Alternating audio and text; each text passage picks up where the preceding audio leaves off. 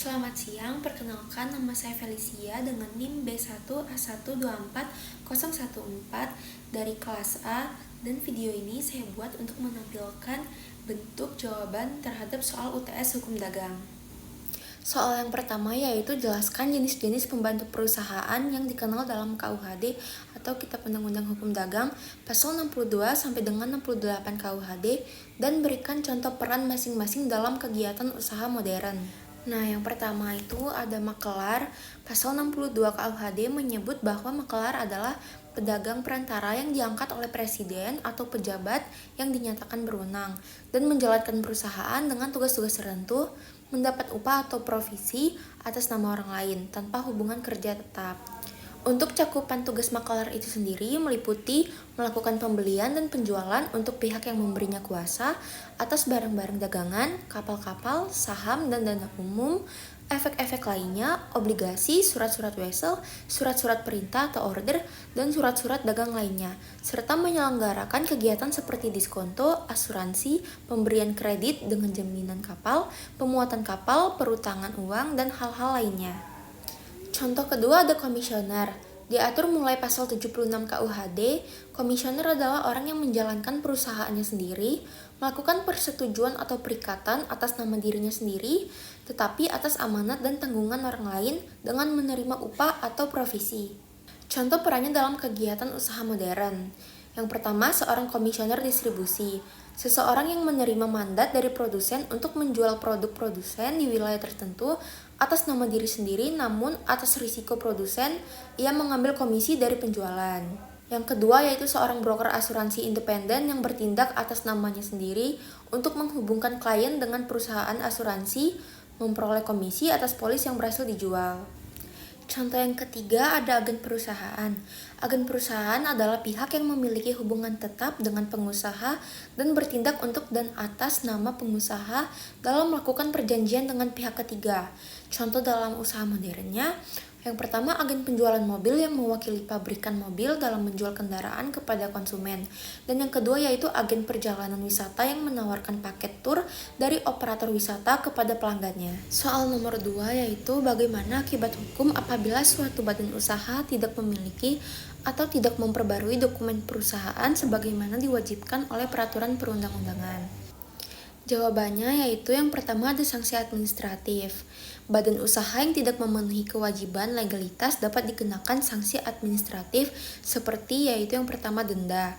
Besaran denda dapat bervariasi tergantung pada jenis pelanggaran dan peraturan yang berlaku. Yang kedua ada peringatan tertulis. Instansi berwenang dapat memberikan peringatan resmi kepada badan usaha untuk segera memenuhi kewajiban yang belum dipenuhi. Yang ketiga ada pembekuan atau pencabutan izin usaha. Jika pelanggaran tidak diperbaiki dalam jangka waktu yang ditentukan, izin usaha badan usaha dapat dibekukan ataupun dicabut. Lalu ada juga sanksi pidana. Dalam beberapa kasus, pelanggaran terhadap kewajiban legalitas dapat berujung pada sanksi pidana, seperti yang pertama yaitu penjara. Pemilik atau pengurus badan usaha dapat dijatuhi hukuman penjara jika terbukti melakukan pelanggaran yang diatur dalam peraturan perundang-undangan. Yang kedua ada denda pidana. Selain atau sebagai pengganti hukuman penjara, denda pidana juga dapat dikenakan sesuai dengan ketentuan yang berlaku. Berikutnya ada kesulitan akses pembiayaan. Badan usaha yang tidak memiliki dokumen legalitas yang sah akan mengalami kesulitan dalam yang pertama mengajukan pinjaman. Bank dan lembaga keuangan lainnya umumnya mensyaratkan dokumen legalitas sebagai prasyarat pemberian pinjaman. Dan juga dalam menjalin kerja sama bisnis. Mitra bisnis potensial cenderung enggan bekerja sama dengan badan usaha yang tidak memiliki legalitas yang jelas. Lalu kerugian reputasi dan juga kepercayaan. Tidak memiliki atau tidak memperbarui dokumen perusahaan dapat menyebabkan penurunan kepercayaan. Pelanggan dan mitra bisnis mungkin kehilangan kepercayaan terhadap profesionalisme badan usaha. Lalu kerugian reputasi. Nama baik badan usaha dapat tercemar yang berdampak negatif pada citra perusahaan di mata publik. Yang terakhir yaitu pembatasan dalam kegiatan usaha. Badan usaha yang tidak memenuhi kewajiban legalitas dapat menghadapi keterbatasan dalam mengikuti tender. Banyak tender, baik dari pemerintah maupun swasta, mensyaratkan dokumen legalitas sebagai salah satu persyaratan utama. Yang kedua yaitu pembatasan dalam ekspansi usaha. Keterbatasan legalitas dapat menghambat rencana ekspansi dan pengembangan usaha ke wilayah atau pasar baru. Pengelompokan perusahaan adalah cara hukum untuk mengklasifikasikan atau mengorganisasi perusahaan berdasarkan jenis, tujuan, atau sifat kegiatan usahanya. Pengelompokan ini membantu dalam pengaturan hukum, administrasi, dan pengawasan perusahaan. Misalnya dalam KUHD, perusahaan dapat dikelompokkan menjadi perusahaan dagang, perusahaan industri, atau perusahaan jasa. Contoh praktisnya, perusahaan manufaktur tekstil termasuk dalam kelompok perusahaan industri, sedangkan toko pakaian termasuk dalam kelompok perusahaan dagang, dan perusahaan konsultan termasuk dalam kelompok perusahaan jasa. Dengan kata lain, urusan perusahaan menunjukkan kegiatan spesifik yang dilakukan oleh perusahaan, sedangkan pengelompokan perusahaan menunjukkan kategori hukum atau administrasi tempat perusahaan itu termasuk.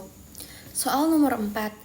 Jelaskan asas-asas dalam kontrak dagang serta berikan contoh pelanggaran asas yang sering terjadi dalam bisnis di Indonesia. Dalam hukum dagang Indonesia, kontrak dagang dibangun atas beberapa asas yang menjadi prinsip dasar agar perjanjian itu sah, adil, dan dapat dilaksanakan.